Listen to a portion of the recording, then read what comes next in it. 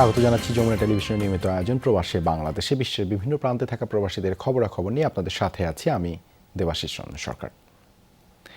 দেশের পাশাপাশি প্রবাসেও চলছে শারদীয় দুর্গাপূজার জোর প্রস্তুতি। দুর্গোৎসবকে ঘিরে সাজ সাজ রব সংযুক্ত আরব আমিরাতে বসবাসরত হিন্দু কমিউনিটির মধ্যে। সুদূর কলকাতা থেকে প্রতিমা নিয়ে পূজা উদযাপনের প্রস্তুতি নিয়েছেন তারা। হিন্দুদের সবচেয়ে বড় ধর্মীয় এই উৎসবকে ঘিরে করা হচ্ছে জমকালো নানা আয়োজন।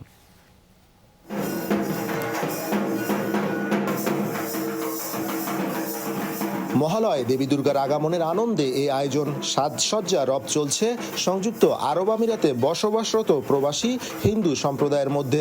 দেশটির প্রাদেশিক শহর শারজাহ শিবশঙ্কর গীতা সংঘের মন্দিরে হিন্দু ধর্মাবলম্বীদের এই উৎসবের আমেজ। মন্ত্রপাঠ পূজা অর্চনার মধ্য দিয়ে দেবীকে বরণ করে নেওয়ার প্রস্তুতি নিচ্ছেন ভক্তরা।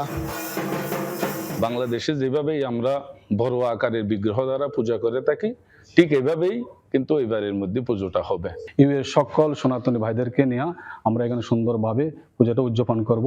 আমার বিশ্বাস সকলেই আনন্দ উপভোগ করবে। গত বছরের নেই এবছর অনেক বেশি আরো আনন্দ হবে। এখানে আমরা সবাই মিলে কাজ করছি, সব বন্ধু বান্ধব মিলে সবাই কাজ করছি।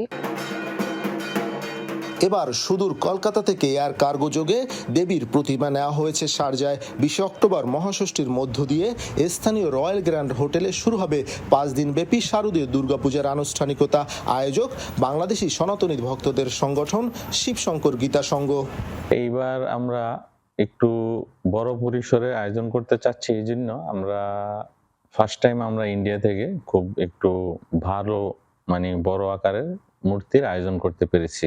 আশা করি এই বছর অসংখ্য ভক্ত আমাদের এই মন্দিরে আসবেন পূজা অর্পণা করার জন্য।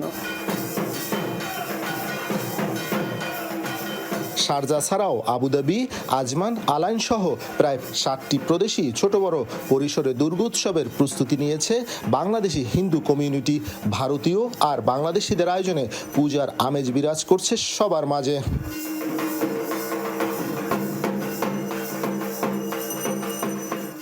আগামী 20 অক্টোবর ষষ্ঠীতে দেবী দুর্গার বোধন, আমন্ত্রণ ও আদিবাসের মধ্য দিয়ে শুরু হবে শারদীয় দুর্গাপূজার আনুষ্ঠানিকতা।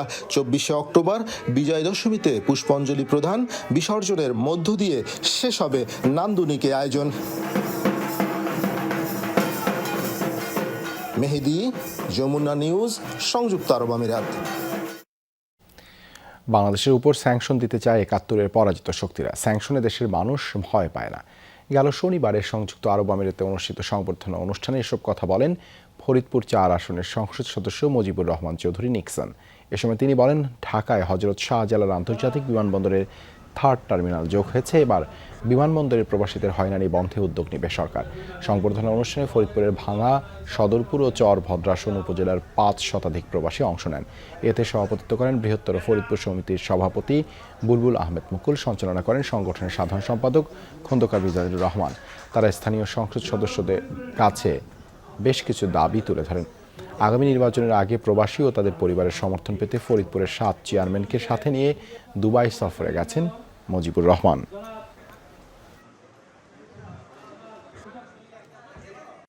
আমাদের দাবি থাকবে প্রবাসীদের পক্ষ থেকে, আপনি যদি আপনাকে কোনো মন্ত্রী দেয়, আমরা প্রবাসী মন্ত্রী হিসেবে আপনাকে পেতে চাই।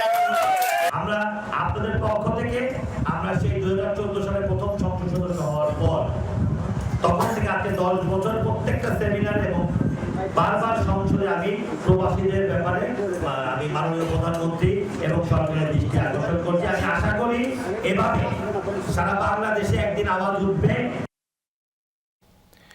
মালয়েশিয়ায় বাংলাদেশি মালিকানায় পরিচালিত অবৈধ বিনোদন কেন্দ্রে অভিযান চালিয়েছে দেশটির অপরাধ তদন্ত বিভাগ সিআইডি। মোট 4টি বিনোদন কেন্দ্রে অভিযান চালানো হয়, যার সব কয়টি বাংলাদেশি মালিকানাধীন। এ সময় 33 বাংলাদেশি ও 1 পাকিস্তানি নাগরিককে আটক করা হয়। উদ্ধার করা হয় 34 নারীকে। সোমবার সংবাদ সম্মেলনে এ তথ্য নিশ্চিত করেছেন সিআইডির উপপরিচালক রুশদি মোহাম্মদ ইসা। জানায়, 1 বছরের বেশি সময় ধরে অবৈধ হয়ে বিনোদন কেন্দ্রে নানা অশ্লীল কর্মকাণ্ড সংঘটিত হয়ে আসছিল। সিআইডি ছাড়াও অভিযানে অংশ নেয় দেশটির anti human trafficking and migrant smuggling division ও স্থানীয় পুলিশ। সন্দীপ সোসাইটি ইউএসএ এর আসন্ন নির্বাচনকে সামনে রেখে প্যানেল পরিচিতি সভা অনুষ্ঠিত হয়েছে। ব্রুকলিনের স্থানীয় রাধুনী রেস্টুরেন্টের হল রুমে হয় আয়োজন। এ সময় ফয়সাল আমজাদ পরিষদের ১৯ জনকে পরিচয় করিয়ে দেওয়া হয়। সদস্যের পরিচয় তুলে ধরেন অনুষ্ঠান পরিচালক ও সন্দীপ সোসাইটি ইউএসএ সাধারণ সম্পাদক ASM আলাউদ্দিন। GA মোতালেবের সভাপতিত্বে এতে শুভেচ্ছা বক্তব্য রাখেন মোহাম্মদ বখতিয়ার। আরও বক্তব্য রাখেন প্যানেলের সভাপতি প্রার্থী মোহাম্মদ এমলাক হোসেন ফয়সাল, সাধারণ সম্পাদক প্রার্থী মোহাম্মদ আমজাদ হোসেন, সন্দীপ সোসাইটির বর্তমান সভাপতি আব্দুল হান্নান পান্না, সাবেক নির্বাচন কমিশনার নুরুল সাফা সহ অনেকে। সবশেষে হয় নৈশভোজের আয়োজন। আগামী 29 অক্টোবর অনুষ্ঠিত হবে নির্বাচন। যুক্তরাষ্ট্রে উৎসব মুখর পরিবেশে মেজবান অনুষ্ঠিত হয়েছে। পবিত্র ঈদে মিলাদুন্নবী উদযাপন কমিটির উদ্যোগে নিউ ইয়র্ক সিটির জ্যাকসন হাইটসে এই মেজবান অনুষ্ঠিত হয়। নিউ ইয়র্ক ছাড়াও বিভিন্ন স্টেট থেকে অতিথিরা অংশ নেন। এতে অন্তত 1000 প্রবাসীরা উপস্থিতিতে গোটা আয়োজন প্রাণবন্ত হয়ে ওঠে। ভেন্যু পরিণত হয় বাংলাদেশিদের মিলন মেলায়। সাখাওয়াত হোসেন আজম, উদযাপন কমিটির আহ্বায়ক আলী আকবর বাপ্পি, সেক্রেটারি মোহাম্মদ সেলিম হারুন, শামসুল আলম চৌধুরী, সৈয়দ SM রেজা, সরওয়ার জামান চৌধুরীর একান্ত চেষ্টায় হয় সফল এই আয়োজন। আরও উপস্থিত ছিলেন কাজী আশরাফ হোসেন নয়ন, মাকসুদুল হক চৌধুরী, শেখ খালেক, কামাল হোসেন সহ অনেকে। শাহজালাল বিমানবন্দরে যাত্রীদের চুরি হওয়া স্বর্ণের এখনও কোনো খোঁজ দিতে পারেনি কর্তৃপক্ষ। তবে ঘটনার দিন পাত্তা না দিলেও 2 দিন পর থানায় ডেকে এনে ভুক্তভোগীর লিখিত অভিযোগ নিয়েছে থানা পুলিশ। পাওয়া গেছে আরও 2 যাত্রীর মালামাল চুরির অভিযোগ। বিস্তারিত আব্দুল্লাহ তুহিনের রিপোর্টে।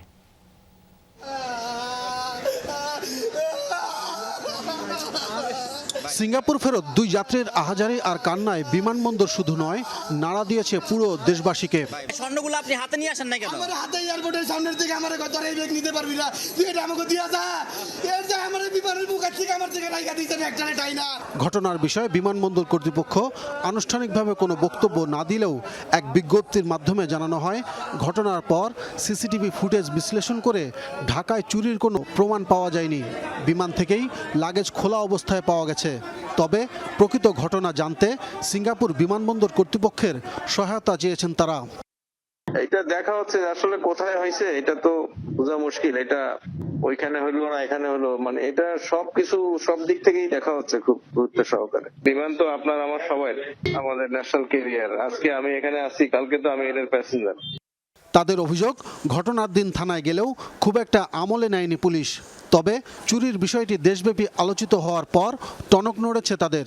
খবর দিয়ে এনে মামলা নিয়েছে বিমানবন্দর থানা। আমরা হইছি রেমিটেন্স যোদ্ধা। আমরা আমাদের টাকায় কিন্তু বাংলাদেশের চাকা ঘুরে, হ্যাঁ বাংলাদেশ চলে। এখন কি বলবো ভাই, আমরা যদি এত কষ্ট পাইতে হয়, আমাদের জিনিসগুলো যদি চুরি হয়, তাহলে আমরা কার কাছে যাব? আমরা কার কাছে বিচার চাবো? 2 দিন পার হয়ে গেছে, এখন পর্যন্ত বিমান কর্তৃপক্ষ আমাদের কোনো আপডেট জানায় নাই, আর আমাদের কোনো ফোনও দেওয়া হয় নাই আমাদের থেকে। কোথা থেকে আমি তাদেরকে ফোন দিচ্ছি, তারা বলছে তাদের 2 দিন সময় লাগবে। তো তারা এখন আমাদের এজাহার নিতেছে। এখন আমি জানি না আমাদের কি হবে, তো আমি এটার সুষ্ঠু তদন্ত দাবি করতেছি। চুরির ফুটেজটি এরই মধ্যে ভাইরাল বিভিন্ন সামাজিক যোগাযোগ মাধ্যমে। সকলের প্রশ্ন, কি করছে বিমানবন্দর কর্তৃপক্ষ? খোঁজ নিতে গিয়ে পাওয়া গেল যুক্তরাষ্ট্র ফেরত 2 সহোদরের ব্যাগ থেকে মালামাল চুরির আরেক অভিযোগ। সাবিত ও সাদমান 15 দিন পর যুক্তরাষ্ট্র ভ্রমণ শেষে ঢাকায় ফেরেন এমিরেটস এয়ারলাইন্সের একটি ফ্লাইটে। তারা নিয়ে নিছে, অবভিয়াসলি এটা বাংলাদেশ এয়ারপোর্ট থেকে নিছে, আমেরিকান এয়ারপোর্ট থেকে তো এগুলো করতে পারবে না, স্বাভাবিক। যে 2টা লাগেজ পরে আসছে, সেই 2টা লাগেজের তালা ভাঙা। আমার দুঃখটা এই জায়গায় যে এখানে আমি এমিরেটসে এখন কমপ্লেন নিচ্ছে না, তো বাধ্য হয়ে আমরা চলে যাচ্ছি, কিছু করার নাই। বিমানবন্দরে যাত্রী হয়রানি ও মালামাল খোয়া যাওয়ার অভিযোগ দীর্ঘদিনের। এসব ভোগান্তির বিষয়ে লিখিত জানানো হলেও সুরাহা হয় না বেশিরভাগ ঘটনারই। আব্দুল্লাহ তুহিন, যমুনা নিউজ, ঢাকা। লেবাননে জমকালো আয়োজনে আইনা দিলভি স্পোর্টিং ক্লাবের বর্ষপূর্তি উদযাপন করা হয়েছে। ক্লাবটির 1 বছর পূর্তি উপলক্ষে রোববার কুকুদি ইনডোর মাঠে হয় এই আয়োজন। ক্লাবের টিম ম্যানেজার বাবু ইসলামের সভাপতিত্বে এতে প্রধান অতিথি ছিলেন প্রবাসী ব্যবসায়ী রায়হান খান। আয়োজন সঞ্চালনা করেন ক্লাবের সভাপতি আল আমিন সরকার। বিশেষ অতিথি ছিলেন SM জসিম, মশিউর রহমান, কবির মিয়াজি, সিরাজ মিয়া ও করিম দেওয়ান। সবশেষে কেক কেটে বর্ষপূর্তি উদযাপন করা হয়। স্পেনের কাতালুনিয়ায় অনুষ্ঠিত হয়েছে অনূর্ধ্ব 15 ক্রিকেট লিগ। কাতালুনিয়া ক্রিকেট ফেডারেশনের উদ্যোগে হয় এই আয়োজন। এতে অংশ নেয় 6টি দল। টুর্নামেন্টের ফাইনাল খেলে বার্সেলোনা কিংস ক্রিকেট ক্লাব ও সান্তা পেরপেতুয়া ক্রিকেট ক্লাব। বার্সেলোনার মঞ্জুই ক্রিকেট গ্রাউন্ডে অনুষ্ঠিত হওয়া ফাইনালে সান্তা পেরপেতুয়া ক্রিকেট ক্লাবকে 3 উইকেটে হারিয়ে শিরোপা জিতেছে Barcelona kings cricket club. Player of the match নির্বাচিত হন নাইম উদ্দিন। পুরস্কার বিতরণীতে উপস্থিত ছিলেন কাতালোনিয়া ক্রিকেট ফেডারেশনের vice president Golam Saber, Bangladesh kings cricket ক্লাবের সাধারণ সম্পাদক ময়েজ উদ্দিন, জুবেদ আহমদ সহ অনেকে। খাদ্য নিরাপত্তা নিশ্চিতে কৃষিখাতে দ্রুত $9 বিলিয়ন বিনিয়োগ চায় বাংলাদেশ। জাতিসংঘের খাদ্য ও কৃষি সংস্থা FAO এর বিনিয়োগ সম্মেলনে বাংলাদেশের কৃষি খাতে এই বিনিয়োগ চাহিদা তুলে ধরেছেন কৃষিমন্ত্রী ডক্টর আব্দুর রাজ্জাক। বিনিয়োগকারীদের অনেকে এতে সাড়া দিয়েছেন। ইতালির রোম থেকে বিস্তারিত জানাচ্ছেন সহকর্মী আলমগীর স্বপন। ইতালির রোমে জাতিসংঘের খাদ্য ও কৃষি সংস্থা FAO এর প্রধান দপ্তরে গুরুত্বপূর্ণ বিনিয়োগ সম্মেলন। এতে দারিদ্র্য বিমোচনে কৃষিতে আরও টেকসই বিনিয়োগের আহ্বান জানিয়েছে উন্নয়নশীল দেশগুলো। সম্মেলনে বাংলাদেশের কৃষি খাতে বিনিয়োগের গুরুত্বপূর্ণ 4টি ক্ষেত্র তুলে ধরেন কৃষিমন্ত্রী। বলেন, বাংলাদেশে যে খাদ্য উৎপাদন হয় এর 25 থেকে 40% সংরক্ষণের অভাবে নষ্ট হয়। এজন্য হিমাগারে খাদ্য সংরক্ষণে বড় বিনিয়োগের আহ্বান জানিয়েছেন ডক্টর আব্দুর রাজ্জাক। বিদেশি বিনিয়োগকারীদের সামনে খাদ্য প্রক্রিয়া ও কৃষি যান্ত্রিকীকরণে বিনিয়োগের গুরুত্ব তুলে ধরেন। জাপানের মার্কেটে, ইউরোপিয়ান মার্কেটে যাওয়ার জন্য আমাদেরকে অনেক যোগ্যতা অর্জন করতে হবে প্রসেসিং এ। সেখানেও আমাদেরকে এন্টারপ্রেনারদেরকে সাপোর্ট দিতে হবে। সাপোর্ট না দিলে সহজেই কেউ আসতে চায় না। ইনফ্রাস্ট্রাকচারে আমাদেরকে সাপোর্ট দিতে হবে। ফ্রুট, ভেজিটেবল, আমি যদি এটা এক্সপোর্ট করতে চাই, সেই দিনাজপুর, ঈশ্বরদী কিংবা রাজশাহী, যশোর থেকে কুল ফ্যাসিলিটিস সহ, কোল্ড স্টোরেজের ফ্যাসিলিটিস সহ ভেহিকেল লাগবে। ওয়ার্ল্ড ফুড ফোরামের বিনিয়োগ সামিটে বাংলাদেশের কৃষিতে $9 বিলিয়ন বিনিয়োগের প্রয়োজনীয়তা তুলে ধরা হয়। সেক্ষেত্রে অধিক লভ্যাংশ, শুল্ক ছাড় ও রপ্তানি সুবিধা পাবে বিনিয়োগকারীরা। প্রায় $9 বিলিয়ন আমাদের লাগবে। ইতিমধ্যে বাংলাদেশ সরকার প্রায় $4 বিলিয়ন ইনভেস্ট করেছে। ওয়ার্ল্ড ব্যাংক থেকে এবং আদার ডোনার থেকে আমরা $1 বিলিয়ন মতো বেশি পেয়েছি। প্রাইভেট সেক্টর থেকেও $1 বিলিয়ন। আমরা আরো $2 বিলিয়ন, $2.5 বিলিয়ন এক্সিড করছি আমাদের ডোনারদের কাছ থেকে।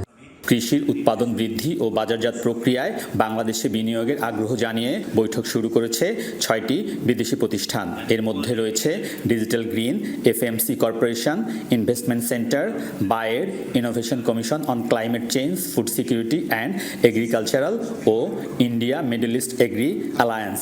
বাংলাদেশে বিনিয়োগের বড় সম্ভাবনার কথা জানালেন রোমের বিশ্বব্যাংক প্রতিনিধি সহ বিনিয়োগকারীরাও। বাংলাদেশ সরকারের যে টার্গেট এটা যৌক্তিক। এই ক্ষেত্রে চ্যালেঞ্জ হচ্ছে গিয়ে আপনার the connectivity could be a bit of challenge, কিন্তু এইটা আপনার করা সম্ভব, মিনিমাইজ করা সম্ভব। Agricultural investment opportunities in Bangladesh, and particularly for us, we notice the investment opportunities within the cold chain space. Building out cold storages, especially powered by solar, to support tomato, onion, mango storage and preservation. জলবায়ু পরিবর্তনের কারণে খাদ্য নিরাপত্তা নিশ্চিতের challenge মোকাবেলায় জলবায়ু তহবিলের প্রতিশ্রুত অর্থ ছাড়ের আহ্বান সম্মেলনে জানিয়েছে উন্নয়নশীল দেশগুলো। প্রতিদিনই কমছে কৃষি জমির পরিমাণ, বাড়ছে জনসংখ্যা, খাদ্য চাহিদা। এই অবস্থায় কৃষির উৎপাদন, বিতরণ ও সংরক্ষণ ব্যবস্থায় পরিবর্তন না আসলে ভবিষ্যতে সংকটে পড়তে পারে খাদ্য নিরাপত্তা। তাই সম্মেলনে বাংলাদেশের পক্ষ থেকে বড় বিনিয়োগের আহ্বান জানানো হয়েছে। Alamgir Swapan, Jamuna news, Rome, Italy.